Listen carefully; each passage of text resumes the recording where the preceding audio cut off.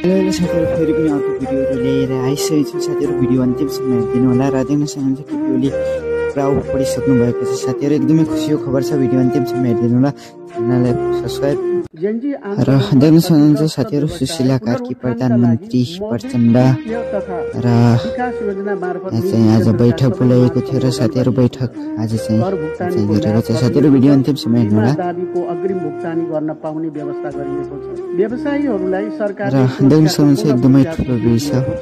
प्रधानमन्त्री सुशीला कार्की मूल्यलाई मान्यता दिने र प्रणाली प्रारम्भ आज चाहिँ बैठक बोलाइएको थियो साथीहरु र बैठक भइरहेछ। साथीहरु देख्न सक्नुहुन्छ अनलाइन कर चुक्ता प्रमाण पत्र दिन पाउने व्यवस्था गरिएको छ र एकदमै ठुलो भिड छ। अडिट गर्ने प्रणालीको सट्टा जोखिममा आधारित प्रणाली सुरु गरिएको छ। यसै लगानी प्रवर्धनसँग सम्बन्धित केही काम कारबाही उहाँले चाहिँ भनेको एकदमै सही हो साथीहरु र देख्न सक्नुहुन्छ एकदमै ठुलो भिड छ र स्वीकृति चाहिने चरण घटाएर सिधै वाणिज्य बैंकबाट ज्यानजी घाइतेहरू माग पुरा गर्ने भन्ने भएको छ उहाँले चाहिँ साथीहरु र देख्न सक्नुहुन्छ अन्तर्राष्ट्रिय बजारबाट लाभ लिने वातावरण बनाउने आईटी कम्पनीले विदेशमा लगानी गर्न पाउने प्रक्रिया सरलीकरण गरिएको छ।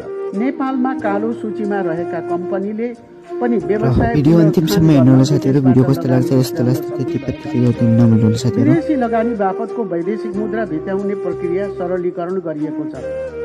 जग्गा किता कार्डको व्यवस्थामा परिवर्तन गरी घर जग्गा बजारको अवरोध हटाइएको छ र उहाँले चाहिँ भनेको एकदम सही हो साथीहरु। क्षेत्रसँग निरन्तर संवादमा रही सुधार प्रक्रिया भिडियो कस्तो लाग्यो भिडियो मन गर्नु लाइक शेयर सब्स्क्राइब गर्न नभुल्नु साथीहरु। दिन चाहन्छु।